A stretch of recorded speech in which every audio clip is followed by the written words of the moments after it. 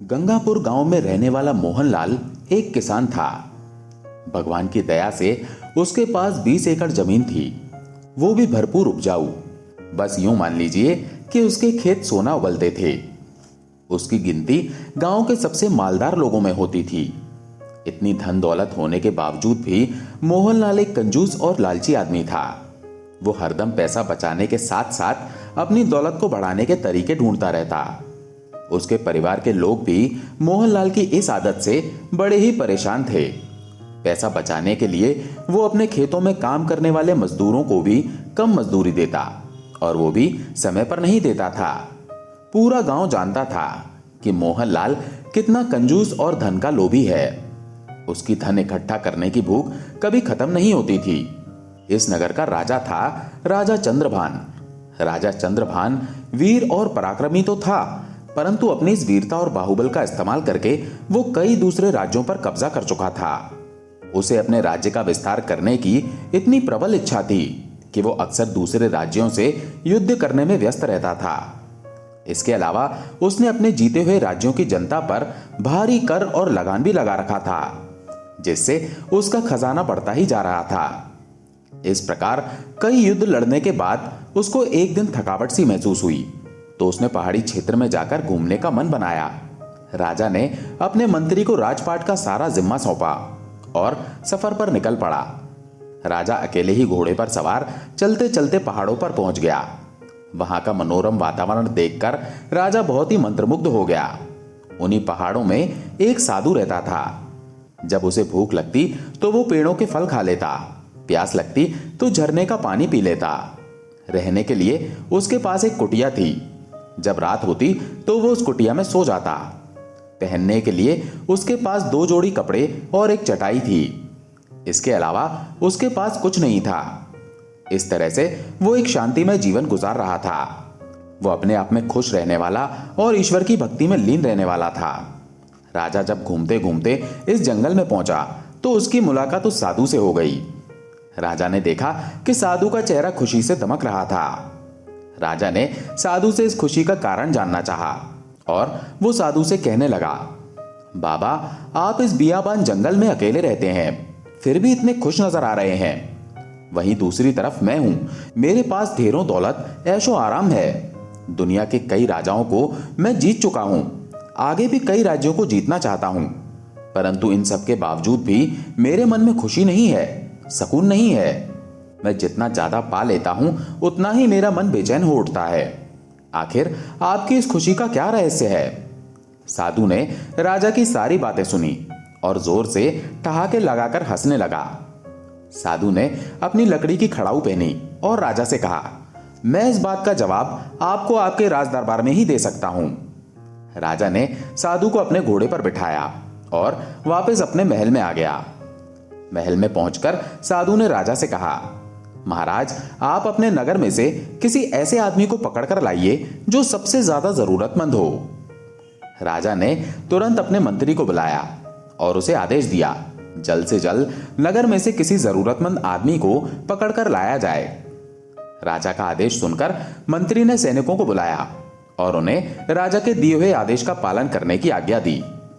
2 सैनिक उसी समय राजा के महल से बाहर निकल गए और निकलते ही वे दोनों आपस में बातें करने लगे। एक ने कहा, अरे भाई, हमें क्या मालूम कि इस नगर में सबसे ज्यादा जरूरतमंद आदमी कौन है। अगर हम ऐसे ढूंढेंगे तो सुबह से शाम हो जाएगी, तब भी हम किसी जरूरतमंद आदमी को नहीं ढूंढ पाएंगे। हमें राजा के क्रोध का सामना करना पड़ेगा। तब दूसरे ने कहा, मेरे पास एक उपाय है। हम ऐसा करते हैं कि नगर में चलते हैं। नगर में घुसते ही हमें जो भी पहला आदमी मिलेगा उसी से पूछ लेंगे कि नगर में सबसे ज्यादा जरूरतमंद आदमी कौन है, और फिर दोनों सिपाही नगर में जा पहुंचे। अब किस्मत का खेल ऐसा हुआ कि नगर में घुसते ही उन्हें सबसे पहले जो आदमी मिला वो कोई और नहीं बल्कि कंजूस किसान मोहनलाल था। सिपाहियों ने मोहनलाल को राजा का आदेश बताया और पूछने लगे, क्या तुम बता सकते हो कि हमारे नगर में सबसे ज्यादा जरूरतमंद आदमी कौन है? मोहनलाल ने जब ये बात सुनी तो वो मन ही मन सोचने लगा कि अवश्य ही राजा किसी जरूरतमंद आदमी को खूब सारा धन देना चाहते हैं, तो क्यों ना किसी और की बजाय मैं ही इन सिपाहियों के साथ चलूं। ये विचार आते ही मोहनलाल ने सिपाहियों से कहा, अरे भाई, क्या तुम नहीं जानते कि इस नगर में सबसे गरीब और जरूरतमंद आदमी तो मैं ही हूं। ये सुनते ही सिपाही मोहनलाल को लेकर राजा के पास चल पड़े और उसे राजा के सामने पेश कर दिया। राजा के साथ साथ साधु भी दरबार में मौजूद था। साधु उठा और उसने राजा के कान में कुछ कहा। उसकी बात मानकर राजा ने आदेश जारी किया और मोहनलाल से कहने लगा, सुनो जरूरतमंद आदमी, तुम जाओ और मेरे राज्य में दौड़ लगाओ। सुबह से शाम तक दौड़ते दौड़ते तुम जितनी जमीन अपने कदमों से नाप सकोगे वो सब तुम्हारी हो जाएगी, मगर शर्त यह है कि जहां से भागोगे सूरज ढलने से पहले वहां पर वापस आना होगा। राजा ने मोहनलाल को आदेश दे दिया और फिर अगले दिन सुबह वे सभी लोग राजमहल के बाहर इकट्ठा हुए। राजा, साधु, दरबारी और मोहनलाल वे सभी वहां पर पहुंच गए। इसके बाद जमीन पर एक लकीर खींच दी गई। मोहनलाल को उस लकीर पर खड़ा किया गया। राजा ने इशारा किया और मोहनलाल ने दौड़ना शुरू कर दिया। मोहनलाल दौड़ते दौड़ते अपने दिमाग में ये योजना बनाने लगा कि अगर मैं दोपहर होने तक सीधी सीधी दौड़ लगाता रहूंगा और जब दोपहर हो जाएगी तब मैं जितनी भी जमीन नाप सकता हूं नाप लूंगा और फिर दोपहर के बाद मैं वापसी की दौड़ लगाऊंगा ताकि समय रहते उस रेखा पर वापस पहुंच सकूं। मोहनलाल का विचार था कि इस तरह से वो जमीन का एक बड़ा टुकड़ा हत्या लेगा और उसके पास खेती करने के लिए और भी जमीन आ जाएगी, जिससे कि वो और भी ज्यादा अमीर हो जाएगा। मोहनलाल सरपट भागता रहा। दोपहर होने तक उसने 200 एकड़ जमीन अपने कदमों से नाप ली थी। अपनी योजना के हिसाब से मोहनलाल को अब अपनी वापसी का सफर तय करना था और वापस दौड़ लगानी थी, लेकिन वो लालच का शिकार हो गया। उसने सोचा कि अगर मैं दौड़ने की रफ्तार बढ़ा लूं तो 100 एकड़ जमीन और घेर लूंगा और इसी रफ्तार से अगर मैं वापसी की दौड़ लगाऊं तो सूरज ढलने से पहले मैं वापस उस सीमा रेखा तक पहुंच जाऊंगा। लालच के कारण उसका हिसाब किताब गड़बड़ा गया। वो ज्यादा से ज्यादा जमीन घेरने के लालच में शाम होने तक भागता ही रहा। इसके बाद सूरज तेजी से ढलना शुरू हो गया। तब मोहनलाल को अपनी गलती का एहसास हुआ। वो तेजी से पलटा और वापसी के लिए दौड़ लगाने लगा, लेकिन तब तक बहुत देर हो चुकी थी। अब वो किसी भी तरह से सूरज ढलने से पहले उस सीमा रेखा तक नहीं पहुंच सकता था। इस समय उसके पास केवल 2 ही रास्ते थे। पहला ये कि वो अपनी हार मान लेता, दौड़ना बंद कर देता और फिर चुपचाप घर वापस चला जाता।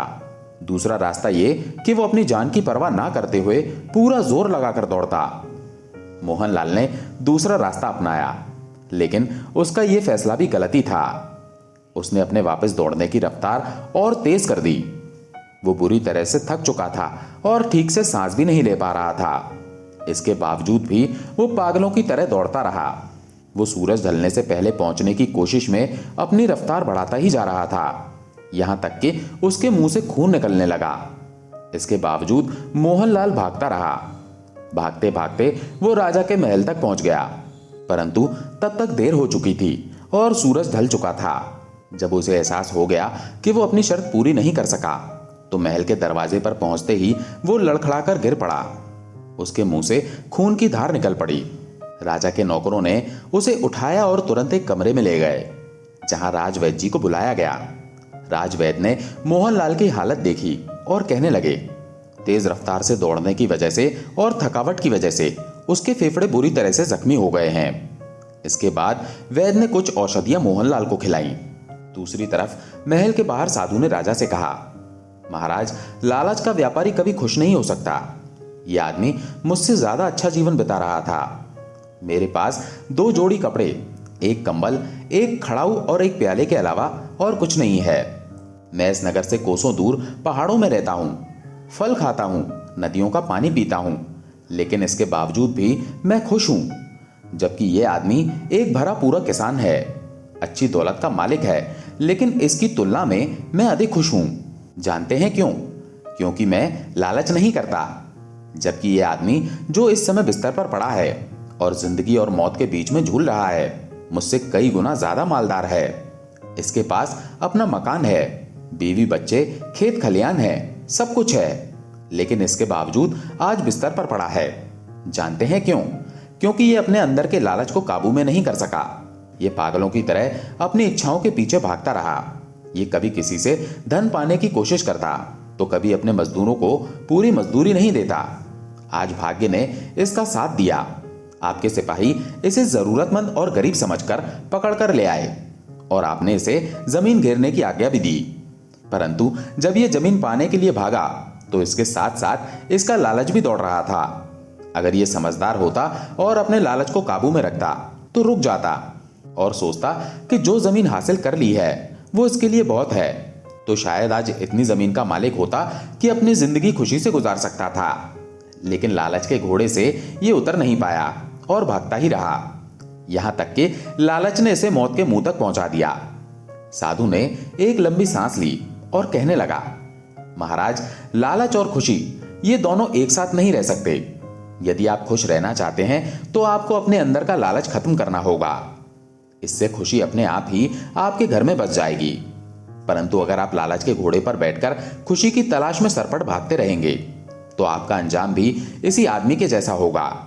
साधु की बातें सुनकर राजा की आंखों में आंसू आ गए। उसने बड़े ही विनम्र स्वर में कहा, ऋषिवर, राज्य का सिंहासन लालच की जड़ होता है। मैं उस लालच से कैसे बच सकता हूं? साधु एक बार फिर हंसा और कहने लगा, अपने राज्य का विस्तार करना हर राजा का लालच होता है और इस तरह से एक राजा और बिस्तर में पड़े हुए उस आदमी में कोई फर्क नहीं होता। आप अपने खजाने को बढ़ाने की बजाय उसमें जमा हुए धन को बांटना शुरू कर दीजिए, फिर देखिए आपको कितनी खुशी मिलेगी। सर्दियों के दिन थे। चंदू मोची पेड़ के नीचे अपनी छोटी सी दुकान में जूतों की मरम्मत करने में व्यस्त था।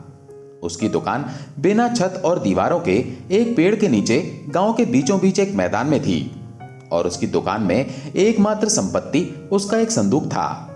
जिस समय चंदू अपना सारा काम निपटा लेता तो अपनी सारी चीजें उस संदूक में बंद करके रख जाता। ऐसे ही दुकान बंद हो जाती थी। एक दिन दोपहर का समय था और सूरज सर पर चमक रहा था, परंतु चंदू फिर भी सर्दी महसूस कर रहा था। उसके हाथ पांव सर्दी से ठंडे हो रहे थे। वो अपने गांव में अकेला मोची था। गांव के सभी लोग अपने फटे पुराने जूतों की मरम्मत उसी से करवाते थे, इसीलिए उसे खाली बैठने की जरा भी फुर्सत नहीं मिलती थी और वो सुबह से शाम तक अपने काम में ही लगा रहता था। चंदू था तो बहुत ही गरीब आदमी, मगर लालच उसमें नाम मात्र भी नहीं था। उसे मालूम था कि गांव के लोगों की आमदनी ज्यादा नहीं होती और बड़ी ही मुश्किल से वो अपनी गुजर बसर करते हैं। चंदू गांव के ज्यादातर लोगों की तरह ही अनपढ़ था, परंतु उसे गांव वालों की गरीबी का एहसास था, इसीलिए वो उनसे जूतों की मरम्मत के बदले उनसे ज्यादा पैसे नहीं लेता था। ऐसा भी नहीं था कि उसको जूतों की मरम्मत के बदले कुछ रकम ही मिलती हो। गांव के लोग उसे काम के बदले में सब्जी, अंडे, चावल आदि भी दे जाते थे। एक बार उसने गांव के एक जमींदार के बच्चों के लिए नए जूते बनाए थे, तो जमींदार ने उसे बदले में एक बकरी दे दी थी। बकरी की वजह से ही चंदू और उसके घर वालों को दूध की आसानी हो गई थी। वो अपनी बीवी और 2 बेटियों के साथ गांव में रहता था। घर चलाने के लिए चंदू को बड़ी ही सख्त मेहनत करनी पड़ती थी। उसकी बीवी भी बहुत ही मेहनती और नेक औरत थी। वो घर तो संभालती ही थी, साथ ही साथ गांव में जमींदार के खेतों में भी काम करती थी, जिससे उसे कुछ पैसे मिल जाया करते थे। दोनों की इस कड़ी मेहनत के कारण ही चंदू के घर की गाड़ी चल रही थी। उनकी दोनों बेटियां छोटी थीं और गांव की ही पाठशाला में पढ़ती थीं। दोनों पति पत्नी उन्हें किसी काम में हाथ नहीं लगाने देते थे। चंदू उनसे कहता कि तुम बस पढ़ाई लिखाई करो, लेकिन फिर भी वो दोनों घर के छोटे मोटे काम कर दिया करती थी, जिसकी वजह से चंदू की पत्नी को बड़ी ही आसानी हो जाती थी। चंदू के घर की काफी लंबे समय से मरम्मत नहीं हुई थी। उसके घर में 2 कमरे थे और उनकी छतें बहुत ही कमजोर हो चुकी थी। बारिश होती थी तो पानी कमरों में टपकने लगता था। चंदू ये सब सोचकर परेशान हो जाता कि अगर सर्दियों में बारिश शुरू हो गई तो क्या होगा। उसने पैसे जमा करने शुरू कर दिए थे ताकि बारिश होने से पहले वो घर की छतों की मरम्मत करवा सके, मगर अभी उसके पास बहुत ही थोड़े पैसे जमा हुए थे। इसीलिए तो वो सूरज डूबने तक काम में लगा रहता था ताकि कुछ अच्छे पैसे कमा सके और घर की छतों की मरम्मत कर सके। आज दोपहर को जब वो काम कर रहा था तो थोड़ी ही देर गुजरी थी कि उसकी पत्नी उसका खाना लेकर आ गई। वो अपने साथ एक छोटी सी अंगीठी भी लाई थी जिसमें कोयलों से आग भी जल रही थी। चंदू अपनी पत्नी को, खाने को और अंगीठी को देखकर बड़ा ही खुश हो गया और कहने लगा, अरे कुसुम, तूने तो कमाल कर दिया। तुझे कैसे पता चला कि मुझे सर्दी लग रही है? कुसुम अपनी तारीफ सुनकर शर्मा गई और खुश होकर बड़े ही प्यार से बोली, अजी, जैसी सर्दी यहाँ पर है वैसी सर्दी घर पर भी है। तो मैंने सोचा कि आप सर्दी में काम कर रहे होंगे, इसीलिए मैं अंगीठी में आग जलाकर ले आई हूं। ये कहकर उसकी पत्नी ने खाना खोलकर उसके सामने रख दिया और बोली, जी आप खाना खाइए, मैं घर जाती हूं। दोनों बच्चियां पाठशाला से वापस आने वाली होंगी, उन्हें भी खाना देना है। चंदू ने कहा, ठीक है तू जा, मगर कुसुम तू ये भी सुन ले कि तू मेरे लिए बहुत ही तकलीफ उठाती है। मुझे इस बात का बड़ा ही दुख है कि मैं तुझे कोई सुख नहीं दे सका, पर अब तू देखना, जैसे ही घर की छतों की मरम्मत हो जाती है मैं फिर से पैसे जमा करूंगा और तेरे लिए सोने की बालियां और हाथ के कड़े बनवाऊंगा। उसकी पत्नी बोली, तुम हमारे लिए सुबह से शाम तक काम में लगे रहते हो, भगवान का शुक्र है और मैं बहुत ही सुखी हूं। हमारी बच्चियां पढ़ लिख रही हैं, मुझे ना बालियां चाहिए और ना ही कड़े। अब तो ओढ़ने पहनने की बारी हमारी बच्चियों की है। चंदू मुस्कुराकर खाना खाने लगा। उसकी पत्नी उठकर घर चली गई। चंदू ने जल्दी से खाना खाया और फिर से अपने काम में लग गया। अभी ज्यादा देर नहीं गुजरी थी कि उसे दूर से बहादुर आता हुआ दिखाई पड़ा। वो चंदू के घर के ही नजदीक के घर में रहा करता था और ईंटों के भट्टे पर मजदूरी करता था। उसके हाथ में एक थैला था। आकर उसने वो थैला चंदू के पास रख दिया। चंदू ने वो जूता जिसकी वो मरम्मत कर रहा था उसे एक तरफ रखा और बोला, बहादुर भाई कैसे आना हुआ? बहादुर ने धीरे से कहा, चंदू भाई, परसों दूसरे गांव से लड़के वाले शादी के लिए मेरी बड़ी लड़की को देखने आ रहे हैं, इसीलिए जूतों की मरम्मत करवाने के लिए आया हूं। लड़के वाले आएंगे तो इन फटे जूतों में उनके सामने जाने में शर्म आएगी। उसने अपना पांव आगे बढ़ाकर कहा। चंदू ने देखा कि बहादुर ने जो जूते पहने हुए थे वो बुरी तरह से फटे हुए थे। चंदू ने खामोशी से वो थैला उठाया जिसमें बहादुर मरम्मत करवाने के लिए जूते लाया था।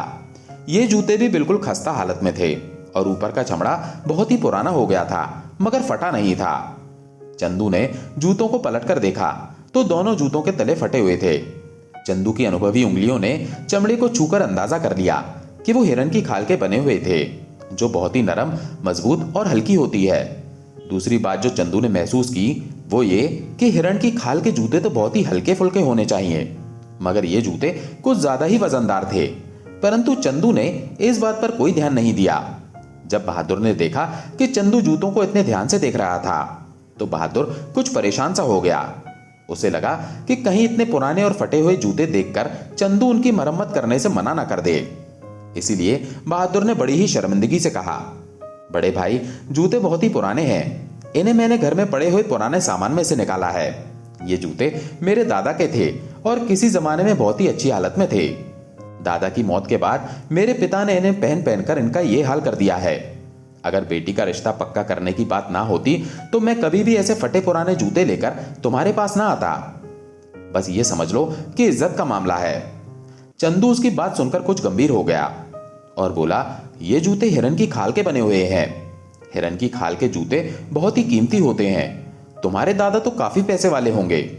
बहादुर ने गर्व से कहा, बहुत बड़े जमींदार थे, इस गांव की बहुत सी जमीनों के वही मालिक थे। उनके मरने के बाद मेरे पिता ने सारी जमीन बेचकर उन पैसों को अपने दोस्तों पर उड़ा दिया था। अगर वो संभल कर चलते तो हमारा ये हाल ना होता। उसकी शर्मिंदगी महसूस करके चंदू ने उसे तसल्ली देते हुए कहा, तुम फिक्र मत करो दोस्त, इन जूतों को मैं ऐसा कर दूंगा कि देखने वाले देखते ही रह जाएंगे। उसकी बात सुनकर बहादुर ने नजरें झुकाकर कहा, चंदू भाई, एक बात और है, इन जूतों की मरम्मत के पैसे मैं बाद में दूंगा। अभी तो लड़के वालों के खाने का इंतजाम भी नहीं हो पाया है। वो ईंटों का भट्टा जहां पर मैं काम करता हूं, अब उसके मालिक के पास जाऊंगा, शायद वो कुछ रकम मुझे उधार में दे दें और मैं खाने का इंतजाम कर सकूं। चंदू ने कहा, देखो बहादुर भाई, जैसी तुम्हारी बेटी वैसी मेरी भी बेटी, तुम फिक्र मत करना। भट्टे का मालिक तुम्हें उधार दे या ना दे, मेरे पास चले आना। मेरे पास कुछ पैसे रखे हुए हैं, बारिश में छतें टपकने लगती हैं, उनकी मरम्मत के लिए ये पैसे मैंने जमा किए थे। मरम्मत तो बाद में भी हो जाएगी, उन पैसों को तुम अपना ही समझो। बस आराम से लड़के वालों की दावत का इंतजाम करना। चंदू की हमदर्दी भरी बातें सुनकर बहादुर का दिल भर आया और उसकी आंखें नम हो गईं। वो उसे दुआएं देता हुआ दुकान से चला गया। अब क्योंकि गांव की एक बेटी की शादी का मामला था, इसलिए चंदू ने दूसरे जूतों की मरम्मत का काम छोड़ा और बहादुर के जूते लेकर बैठ गया। जूते के तले तो बिल्कुल ही खराब हो चुके थे और वो बुरी तरह से बीच में से टूट भी चुके थे। चंदू ने अपनी संदूक में से सबसे महंगा वाला तला निकाला। ये तले वो गांव के अमीर जमींदारों के जूतों में लगाया करता था। उसके बाद वो अपने काम में लग गया। शाम होते होते जूते तैयार हो गए थे। चंदू ने उन पर बहुत ही मेहनत की थी। जूते बिल्कुल नए लग रहे थे। उसने अपनी सारी चीजें संदूक में बंद की और कुंडी लगा दी। बहादुर के जूतों का थैला उठाया और चंदू अपने घर की तरफ रवाना हो गया। घर जाते वक्त उसके चेहरे पर एक मुस्कुराहट थी। वो बहुत ही जोश में था और तेजी से घर की तरफ बढ़ रहा था। ऐसा मालूम होता था जैसे वो जल्दी से जल्दी घर पहुंचना चाहता हो। घर पहुंचकर उसने जूतों का थैला एक तरफ रख दिया। दोनों बेटियां खेल रही थी। कुसुम रात का खाना पका रही थी। चंदू ने उसे आवाज देकर बुलाया। वो आई तो चंदू ने उसे बहादुर के जूते दिखाए और उसे अपने पास बिठाकर धीरे धीरे कुछ बताने लगा। चंदू की बातें सुनकर कुसुम की आंखें हैरत से चमकने लगीं। अपनी बात खत्म करके चंदू ने अपने कुर्ते की जेब में से एक पुराने कपड़े की पोटली निकाली और कुसुम को दिखाई। पोटली में बहुत सारे चमकते हुए हीरे और सोने के सिक्के थे। उनको देखकर कुसुम कुछ हैरान भी थी और खुश भी। चंदू ने कहा, अब हम बहादुर के घर चलेंगे। बेटियां खेल रही हैं, तू चूल्हे की आग कुछ हल्की कर दे। हम जल्दी ही वापस आ जाएंगे। थोड़ी देर बाद अपनी पत्नी के साथ चंदू बहादुर के घर पहुंच गया। बहादुर घर पर ही मिल गया। वो बहुत ही परेशान और चिंता में डूबा हुआ था। उसने चंदू और उसकी पत्नी को इज्जत से बिठाया। सब लोग बैठ गए तो बहादुर ने चंदू को बताया कि भट्टे के मालिक ने उसे पैसे देने से इनकार कर दिया। साथ ही भट्टे के मालिक ने उसकी बेइज्जती भी की और कहा कि बहादुर उधार लेने के लिए हर वक्त मुंह उठाकर चला आता है। चंदू ने कहा, बहादुर, भगवान बड़े ही दयालु हैं। अब मैं तुम लोगों को एक कहानी सुनाता हूं। ये कहानी सुनकर तुम सब लोग खुश हो जाओगे। उसकी बात सुनकर बहादुर का पूरा परिवार चंदू को हैरानी से देखने लगा। चंदू अपनी पत्नी को यह बात पहले ही बता चुका था, इसलिए वो हैरान नहीं थी। बहादुर की समझ में कुछ नहीं आ रहा था। वो मुंह खोले चंदू की बातें सुन रहा था। उन सबकी हैरानी और परेशानी देखकर चंदू की पत्नी मुस्कुरा रही थी। चंदू ने कहना शुरू किया, बहादुर, तुम्हारे दादा बहुत ही अमीर आदमी थे। जब मैंने उनके जूतों की चीर फाड़ की तो उनकी एड़ियों में से ये चीजें निकली हैं। उसने कपड़े की वही छोटी सी पोटली निकालकर उनके सामने रख दी। सब हैरानी से पोटली को देख रहे थे। जब बहादुर ने वो पोटली खोली तो उसमें रखे हुए हीरे और सोने के सिक्के देखकर सब हैरान रह गए। चंदू ने वो पोटली उठाकर बहादुर के हाथों में दे दी और कहा, मेरा ये ख्याल है कि तुम्हारे दादा ने इस दौलत को चोरों और डाकुओं से सुरक्षित रखने के लिए अपने जूतों में छिपा दिया था। इतनी सारी दौलत पाकर बहादुर फटी फटी आंखों से उस पोटली को देख रहा था। बहादुर की पत्नी इतनी खुश हुई कि चीख चीख कर रोने लगी। जब थोड़ी देर बाद उन लोगों की हालत को संभली तो बहादुर चंदू का हाथ थामकर रोने लगा और कहने लगा, चंदू भाई, तुम इंसान नहीं हो बल्कि भगवान के दूत हो। तुम्हारा ये उपकार मैं जीवन भर नहीं भुला सकता। तुम्हारे जैसा ईमानदार आदमी पूरे गांव में कोई दूसरा ना होगा। बहादुर, मैं तो इस बात पर खुश हूं कि तुम्हारी बेटी की किस्मत से ये धन तुमको मिला है और तुम इस गांव के बहुत ही अमीर आदमी बन गए हो। इन हीरों को बेचकर जो भी धन मिलेगा उनसे तुम पहले तो अपनी बेटी की शादी करना, फिर कोई अच्छा सा कारोबार शुरू कर लेना। थोड़ी देर बाद चंदू और उसकी पत्नी अपने घर को चल दिए। रास्ते में चंदू की पत्नी ने कहा, आपको ये ईमानदारी किसने सिखाई? तुम चाहते तो इस कीमती खजाने को छुपा भी सकते थे, किसी को क्या पता चलता। उनको बेचकर तुम घर की छत ठीक करवा सकते थे, मेरे लिए सोने के जेवर बनवा सकते थे। चंदू उसकी बात सुनकर हंसा और फिर सीना तान कर बोला, हमारे घर की छतों की मरम्मत भी होगी और तेरे जेवर भी बनेंगे और ये सब मैं अपने हाथ से कमाए हुए पैसों से करूंगा। उसकी बात सुनकर पत्नी खिल उठी और बोली, मैं और मेरी दोनों बच्चियां बहुत ही भाग्यशाली हैं। मुझे इतना अच्छा पति मिला और बच्चियों को इतना अच्छा पिता मिला है।